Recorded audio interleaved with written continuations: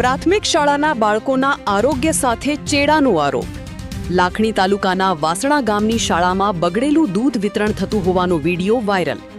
વિડીયોમાં દૂધની થેલીઓનું દૂધ ફાટેલું અને બગડેલું હોવાનો દાવો। જાગૃત આગેવાનો દ્વારા મામલે તાત્કાલિક તપાસ અને જવાબદારો સામે કાર્યવાહી કરવાની માંગ। બાળકોના આરોગ્ય અને ભવિષ્ય સાથે બેદરકારી સહન નહીં થાય આગેવાનો। ફાટી ગયું હોય, બગડી ગયું હોય એ પ્રકારનું થેલીઓમાંથી દૂધ નીકળતું જોવા મળ્યું છે। ખૂબ દુઃખ થયું કે ભાજપ સરકારની અંદર આ બાળકો સાથે ખૂબ મજાક થઈ। બાળકોના ભવિષ્ય સાથે અને બાળકોના આરોગ્ય સાથે ખુલ્લેઆમ ચેડા થઈ રહ્યા છે।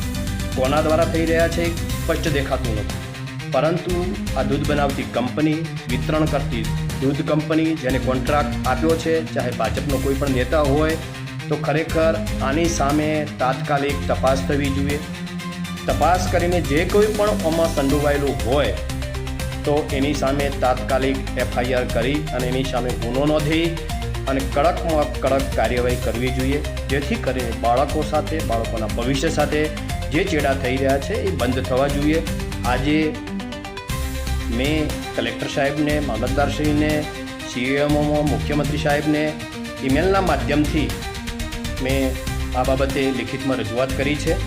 જોઈએ છે શું આવે છે, કારણ કે આ તો એક જ શાળાની અંદરનો વિડીયો બહાર આવ્યો છે, તો આવી કેટલી શાળાઓમાં આ પ્રકારનું દૂધ થતું હશે, કેટલાય બાળકો સાથે આવા ચેડા થતા હશે। કોઈ પણ સંજોગોમાં આને ચલાવી લેવામાં નહીં આવે।